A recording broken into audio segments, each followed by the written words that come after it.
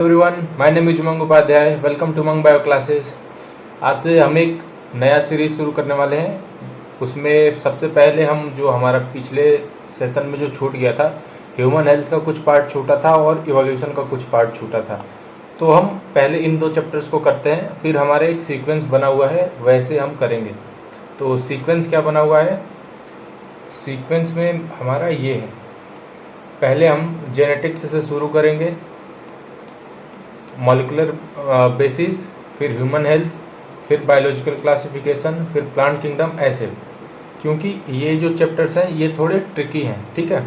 अब कुछ लोगों को हो सकता है कि इसमें से बहुत सारे चैप्टर्स हैं जो उन्हें ट्रिकी लगे। बहुत सारे क्या, जैसे एनाटॉमी है, ये कुछ लोगों को ट्रिकी लगता है। एनिमल टिश्यू है, या फिर फ्लावरिंग प्लांट वाला चैप्टर है।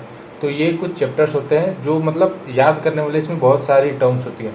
तो पहले मेन चैप्टर्स जो ये है ना हमारे इधर इस साइड, इनको हम पहले कवर कर लेंगे। और इसमें से हमारे कुछ चैप्टर्स पहले हो चुके हैं, तो वो नई वाली एनसीईआरटी से मैंने वो कवर किया था पिछली बार, तो तुम देख सकते हो। तो इसमें कौन कौन से चैप्टर आ जाएंगे? इसमें जेनेटिक्स आ जाएगा, मॉलिक्यूलर बेसिस ऑफ इनहेरिटेंस आ जाएगा, और ह्यूमन हेल्थ के कुछ पोर्शन, आधे पोर्शन मतलब हमने कवर कर लिया था पिछले साल ही, ठीक है। फिर ये तुम्हारा फ्लावरिंग प्लांट वाला आ जाएगा चैप्टर, और यहाँ पे ह्यूमन रिप्रोडक्शन, रिप्रोडक्टिव हेल्थ, ये कुछ चैप्टर्स थे जो हमने कवर कर लिए हैं। तो तुम जाके प्लेलिस्ट में देख सकते हो सारी सारी वीडियो। आज हमारा जो मेन टॉपिक है वो है हमारा, अच्छा उससे पहले पूरा सिलेबस कंप्लीट करने में क्लास 11th और 12th दोनों मतलब क्लास का पूरा बायो कवर करने में हमें 124 लेक्चर्स लगेंगे। अब ये एक एक घंटे के होते तो 124 लेक्चर्स हो जाते। इतने आवर्स तुम्हें देने हैं, इतने आवर्स का पूरा। और इसके पहले 65 वीडियोज़ मैंने बनाए हैं, तो उसको तुम ले सकते हो। टोटल 200 घंटे में हमारा पूरा बायो हो जाएगा, क्लास 11th और 12th, ठीक है। क्लास 11th और 12th हमारा पूरा 200 घंटे में हो जाएगा। आज हम बात करने वाले इम्यूनिटी के पार्ट 2 में। पार्ट 1 में हमने देखा था कि इम्यूनिटी क्या होता है, इननेट इम्यूनिटी क्या होता है, उसमें बैरियर्स का क्या काम होता है। फिर फिजिकल में हमने देखा था स्किन क्या काम करता है। फिजियोलॉजिकल में हमने देखा था कि तुम्हारा सलाइवा, टीयर और स्वेट क्या काम करते हैं, ठीक है। फिर सेलुलर में हमने देखा था WBC के बारे में। फिर साइटोकाइनिन में हमने देखा था अल्फा इंटरफेरॉन्स के बारे में, जिसमें कैंसर सेल इन्फेक्ट करता है, तो उसमें कुछ केमिकल्स रिलीज होते हैं, ठीक है। तो आज हम इसी के बारे में बात करेंगे। आज हम बात करेंगे, हमारा मेन टॉपिक होगा एक्वायर्ड इम्यूनिटी। एक्वायर्ड का नाम से ही क्लियर हो रहा है कि कोई चीज़ एक्वायर्ड हुआ हो, ठीक है। इननेट में और एक्वायर्ड में क्या अंतर है? इननेट का मतलब होता है बाई बर्थ, ठीक है। इसका इननेट का मतलब होता है बाई बर्थ, मतलब जो जन्म से ही कुछ इम्यूनिटी हमारे अंदर होती है वो बाई बर्थ होती है। अब जैसे IgA है, ठीक है, तो ये हमारी पहली इम्यूनिटी होती है जो हमें कोलोस्ट्रम में मिलती है, ठीक है। तो यहाँ से IgA हमारे बाई बर्थ से होता है, ठीक है। इसके बारे में हम देखेंगे कि किस क्लास में आता है, मतलब कैसा इसका डिवीजन होता है, वो हम देखेंगे। लेकिन अभी तुम याद रखो कि जैसे WBC होता है हमारा, ये हमारे बाई बर्थ होते हैं, ये लेस स्पेसिफिक होते हैं, मतलब ये अधिकांश चीज़ों पे काम करेंगे लेकिन स्पेसिफिक नहीं होंगे, किसी एक चीज़ के लिए होते हैं। एक्वायर्ड हमारी स्पेसिफिक होती है कि ये किसी एक चीज़ को करेगी, लेकिन 100% करेगी, ठीक है। तो अभी हम बात करते हैं एक्वायर्ड इम्यूनिटी के बारे में। ये दो टाइप का होता है, एक होता है एक्टिव, एक होता है पैसिव। एक्टिव का मतलब होता है कि हमारी बॉडी में जो खुद से बना है, हमारी बॉडी एक्टिवली पार्टिसिपेट करके जो एंटीबॉडी खुद से बनाए, इम्यूनिटी जो खुद से बनाए, उसे हम बोलते हैं एक्टिव इम्यूनिटी, ठीक है। और पैसिव इम्यूनिटी जो हमारे बॉडी में पास हो जाए, बनी बनाई एंटीबॉडी हमारी बॉडी में पास हो जाए। अभी फिलहाल इतना याद रखो, ठीक है। तो एक्वायर्ड इम्यूनिटी हमें क्लियर हो गया, ओवरव्यू क्लियर हो गया, आगे हम देखेंगे, ठीक है। एक्टिव याद रखना कि हमारी बॉडी एक्टिवली पार्टिसिपेट करके एंटीबॉडी बनाएगी, पैसिव में हमारी बॉडी में पास हो जाएगा एंटीबॉडी, ठीक है। इस पर क्वेश्चन भी आता है। यहाँ पे टाइप ऑफ टी सेल्स, ये बी सेल और टी सेल अभी हम बात करेंगे। ये WBC के लिम्फोसाइट का एक पार्ट है, ठीक है। टी लिम्फोसाइट, ठीक है। बी और टी दो टाइप के होता है ना लिम्फोसाइट, तो उसमें से टी के 5 पार्ट हैं। इसको याद रखना, जब हम एड्स पढ़ेंगे ना तो उसमें समझ आएगा कि आखिर में उसमें इतनी मतलब उसको क्योर क्यों नहीं किया जा सकता।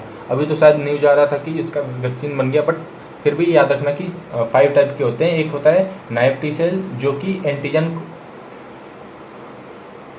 हैज़ नॉट एनकाउंटर्ड एंटीजन, जो अभी एंटीजन से एनकाउंटर नहीं हुआ, मतलब इसका अभी आमना सामना एंटीजन से नहीं हुआ है। फिर होता है regulatory T cell, modulate the immune system and prevent autoimmune disease, ये जो तुम्हारी ऑटो इम्यून डिजीज होती है ना उससे बचाता है।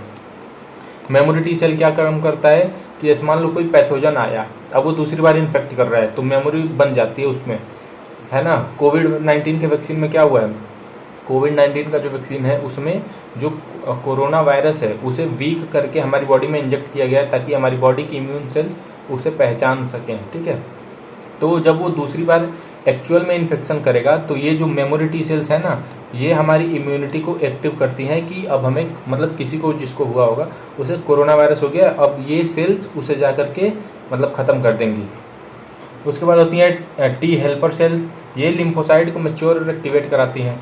टी किलर सेल्स, अब ये वायरस इन्फेक्टेड सेल्स को ख़त्म करती हैं और ट्यूमर सेल्स को, ठीक है। तो अभी इसको याद रखना, आगे हम इसको डिटेल में देखेंगे। When a host is exposed to antigens, मतलब कोई इंसान जब किसी एंटीजन से एक्सपोज होता है। अब एंटीजन एंटीबॉडी पैथोजन का डिफरेंस पता है ना, नहीं पता है तो इम्यूनिटी का पार्ट 1 वाला लेक्चर देख के आना, तभी आगे का समझ में आएगा। तो देखो, जब किसी होस्ट को कोई एंटीजन, एंटीजन कोई भी हो सकता है, बैक्टीरिया, वायरस, कुछ भी, प्रोटोजोआ, तुम्हारा कुछ भी हो सकता है, कोई भी मतलब जो डिजीज कॉजिंग ऑर्गेनिज्म है ना वो एंटीजन में आ जाएगा, ठीक है।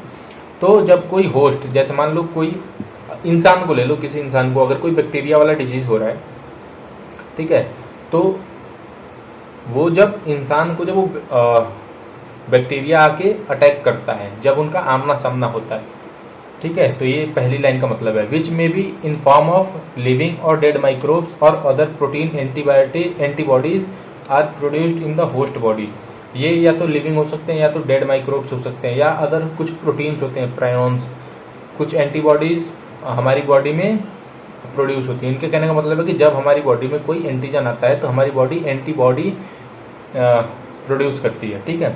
This type of immunity is called active immunity. अभी मैंने बताया ना, एक्टिव में हमारी बॉडी जो प्रोड्यूस करे, हमारी बॉडी खुद से जो बनाए, उसे हम एक्टिव इम्यूनिटी बोलेंगे, ठीक है। Active immunity is slow and take time to give its full effective response. अब देखो, मैंने बोला था, टिटनेस वाला एग्जाम्पल दिया था ना, हमारी जो एक्टिव इम्यूनिटी है, जो हमारी बॉडी खुद से एक्टिव होकर बनाती है, उसमें लंबा समय लगता है और वो थोड़ी स्लो होती है, ठीक है। Injecting the microbes deliberately using immunisation और infectious organism gaining access to body during natural infection induce active immunity. इसके कहने का मतलब है ना, जैसे तुम्हें कोविड का वैक्सीन लगा होगा, इंडिया में तो आई थिंक सबको लगा होगा। तो कोविड-19 के वैक्सीन में क्या था, उसमें जो कोरोना वायरस था उसका मतलब उसको समझो ना कि खूब उसे पीटा गया और वो अब किसी हालत में नहीं है, मतलब इन्फेक्शन करने की हालत में नहीं है। अब वो हमारी बॉडी में डाला गया ताकि हमारी जो इम्यूनिटी की टी सेल्स है ना, मेमोरी सेल्स थी तुम्हारे पास, वो कुछ सेल्स होती हैं जो उन्हें पहचान लें कि ये हमारी बॉडी का नहीं है, ये हमारी बॉडी में आएगा तो हमें नुकसान होगा, ठीक है। तो अब वो एक इम्यूनिटी बनाएंगे, ठीक है, उसके खिलाफ अब उससे लड़ने के लिए तैयारी करेंगे, ठीक है। इम्यूनिटी का मतलब क्या है कि अपने आप को स्ट्रांग बना लो, ठीक है। तो इसको हम बोलते हैं एक्टिव इम्यूनिटी। अब बात करते हैं पैसिव इम्यूनिटी की। तो पैसिव इम्यूनिटी का मतलब क्या हुआ, when readymade antibodies are directly given to protect the body against foreign agent, it is called passive immunity. अब जैसे मान लो किसी को टिटनेस है या फिर किसी को रेबीज़ हो गया, तो रेबीज़ में तो शायद अब नहीं बचा पाते हैं, बट उससे पहले रेबीज़ हुआ नहीं, उसको किसी कुत्ते ने काट लिया है, तो उसमें हम अगर हमने एक्टिव इम्यूनिटी को अगर उसके थ्रू हमने उसका ट्रीटमेंट किया ना, तो बहुत कम चांस है कि वो बचेगा। तो हमें क्या होता है कि बना बनाया एंटीबॉडी देना पड़ता है, ठीक है, क्योंकि हमारी एक्टिव इम्यूनिटी बहुत स्लो होती है और थोड़ा धीरे काम करती है। तो पैसिव इम्यूनिटी में हम बना बनाया उसको इंजेक्शन दे देते हैं, बना बनाया उसे हम एंटीबॉडी दे देते हैं, ठीक है। Do you know why mother's milk is consider very essential for newborn infants. अब ये पूछ रहे हैं कि जो नए नए बेबी होते हैं उन्हें मदर मिल्क क्यों फीड कराया जाता है, ये इसका इंपॉर्टेंस क्या है, ठीक है। The yellowish fluid called colostrum, अभी मैंने शुरुआत में ही बताया था कोलोस्ट्रम के बारे में, secreted by mother during initial days of lactation after parturition, उसको उस पीरियड को हम बोलते हैं lactation. Has abundant antibody IgA, Ig immunoglobin A, ठीक है, आईजी का मतलब होता है इम्यूनोग्लोबिन और ये ए इसका मतलब एक कैटेगरी है, ठीक है। To protect the infant, the foetus also receive some antibody from their mother through the placenta during pregnancy, these are some example of passive immunity. Placenta को क्रॉस करने वाला जो इम्यूनिटी है वो तुम्हारा है IgG। ये ए है, ये जी है, इसको याद रखना, ये क्वेश्चन आता है इस पर। अगर तुम PYQ करोगे ना पिछले साल के क्वेश्चन, तो ये देखोगे ये दोनों क्वेश्चन आए होंगे किसी न किसी से, ठीक है। तो यही बोल रहे हैं कि जो येलोइश कलर का फ्लूइड होता है जिसे हम कोलोस्ट्रम बोलते हैं, फर्स्ट मिल्क, ठीक है, तो उसमें IgA एंटीबॉडी होता है और कुछ एंटीबॉडी प्लेसेंटा क्रॉस करके आते हैं इन्फेंट्स में, ठीक है। तो वो वाली जो इम्यूनोग्लोबुलिन्स होती हैं वो होती हैं IgG, ठीक है। अब देखो एक्टिव और पैसिव का एक और सबसे बढ़िया एग्जांपल, अब इससे तुम्हें सब समझ आ जाएगा। Active immunity, exposure to pathogen that trigger antibody production, जो हमारी बॉडी को एक्टिवली पार्टिसिपेट कराए एंटीबॉडी के प्रोडक्शन में, उसे हम बोलेंगे एक्टिव। और जो a person is given antibody rather than producing them, अब पैसिव में वो आएगा कि हमारी बॉडी नहीं बना रही है लेकिन हमारी बॉडी में पास कर दिया जा रहा है एंटीबॉडी, ठीक है। तो हम बात करते हैं एक्टिव में नेचुरल और आर्टिफिशियल की। नेचुरल में हमारी बॉडी जो नेचुरली इन्फेक्ट होती है, ठीक है, और आर्टिफिशियल में हमें वैक्सीन दिया जाता है। वैक्सीन कोरोना वायरस वाला मैंने एग्जांपल तुम्हें बताया। अब पैसिव में हम देखें तो नेचुरल में, नेचुरल पैसिव में पास हो रही है ना, IgA हमारी बॉडी में पास हो रही है, हमारी बॉडी में बन नहीं रही है, पास हो रही है। IgG हमारी बॉडी में पास हो रही है, बाद में भले बने लेकिन इनिशियल डेज में हमारी बॉडी में पास हो रही है, ठीक है। अब मोनोक्लोनल एंटीबॉडी, इसे इम्यूनाइजेशन भी बोल सकते हो। ये तुम्हारा वैक्सीनेशन हो गया, ये तुम्हारा इम्यूनाइजेशन हो गया, हमारी बॉडी को इम्यूनाइज किया जा रहा है, ठीक है। तो इम्यूनाइजेशन में देखो ये बनी बनाई एंटीबॉडी आ रही है। अब यहाँ पे इन्फेक्शन, वैक्सीनेशन में देखो क्या हो रहा है, वैक्सीनेशन में वैक्सीन लगा, अब हमारी बॉडी में एंटीबॉडी बनेगी, और यहाँ पे बनी बनाई हमारी बॉडी में आएगा, ठीक है। तो डिफरेंस क्लियर।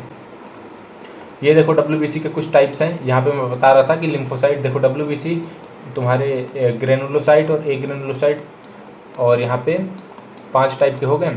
अब यहाँ पे मोनोसाइट तुम्हारे डेंड्रिटिक सेल मैक्रोफेजेस हो गया, फिर लिम्फोसाइट तुम्हारा T सेल B सेल में आ गया, ठीक है। तो यही T सेल तुम्हारा होता है। ये B सेल तुम्हारी एंटीबॉडी प्रोड्यूस करती है, और T सेल तुम्हारा ये समझो बंदूक से मारती है और ये खुद जाके लड़ता है, ठीक है।